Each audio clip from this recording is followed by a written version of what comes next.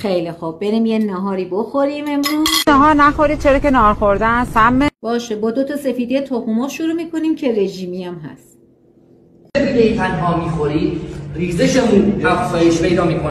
سفیده تخم مرغ نشه دیگه قطعا شیر که میشه خورد. شیر براتون خوب نیست. شیرم که نمیشه خورد. باشه، گوشت میریم درست میکنیم. بزرگترین عامل بیماری‌ها گوشت گاو و گوساله و گوسفند و بره است. خب باشه، گوشتم که نمیشه خورد، ماست با برنج میخوریم. ماست همراه برنج. فراموشی و سردرد و بیحالی. خب کره بادام زمینی میزنیم. کره بادام زمینی من هیچ کدومش تو رژیم‌های غذایی بدنسازی پرورشندان قبول.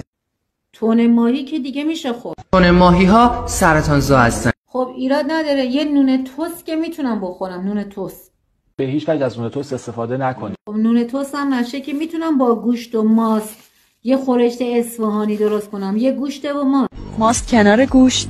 فساد گوشت در معده. میتونیم یه آلیوان آب بخوریم، لااقل از تشنگی نمیریم که.